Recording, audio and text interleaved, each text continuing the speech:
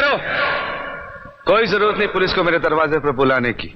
मगर बड़े भैया ये रवि, मैं अभी तक मरा नहीं हूं।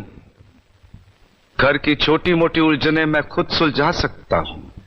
साहब जी इन्हें डांटिए, अभी का अभी डांटिए।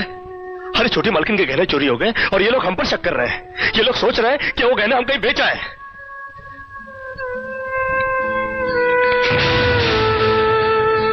बाकी के रुपए कहां हैं कृष्णा? क्या पूछा आपने साहब जी? मैं पूछ रहा हूं कि बाकी के रुपए कहां हैं? ये आप पूछ रहे हैं साहब जी अपने कृष्णा से? देखो कृष्णा, गलती हर इंसान से होती है। तुम मुझे सही सही बता दो कि गहने तुमने कहां बेचे, मैं तुम्हें कुछ नहीं कहूंगा। अब कहने के लिए बाकी ही क्या है साहब जी? एक छोटा सा सवाल पूछ के आपने बहुत कुछ कह दिया है साहब जी। कृष्णा, बात को आगे मत बढ़ाओ। बात आगे बढ़ चुकी है साहब जी, बात आगे बढ़ चुकी है। अब तो आप पुलिस को ही बुलाइए।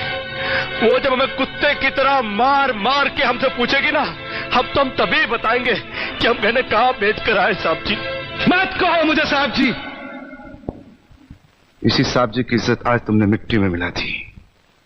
क्या कुछ नहीं किया था मैंने तुम्हारे लिए, उसका मुझे तुमने ये बतला दिया। अरे हट जाओ ज्योति। जिस दिन मेरी फैक्ट्री जलकर राख हो गई थी और मैं बर्बाद हो गया था, मुझे उतना दुख नहीं हुआ था कृष्णा जितना आज हुआ जब तुमने इस घर में चोरी की। साहब जी, बचपन में जब हमारे माँ बाप मर गए थे ना और हम अनाथ हो गए थे ना, तब भी हमें इतना दुख नहीं हुआ था जितना दुख हमें आज हुआ है जब आपने हमें चोर कहा साहब जी। आपने हमें चोर कैसे कहा साहब जी? और ज्यादा सफाई देने की जरूरत नहीं है। दूर हो जा, मेरी नजरों से दूर हो जा। निकल जा इस घर से।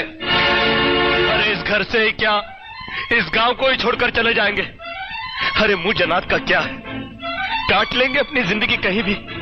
इतने साल इस घर में बेफिक्री से ये समझकर काट लिए कि साहब जी का हाथ है हमारे सर पर। हमको क्या है परवाह किसी बात की, मगर नहीं, अब हम जान के इस दुनिया में अनाथ का कोई नहीं होता। हम जा रहे हैं साहब जी और इस घर में कभी नहीं आएंगे। अभी निकल जा। दोबारा इस घर की दहलीज में कदम भी रखा तो मेरा मरा हुआ मुंह देखेगा तू।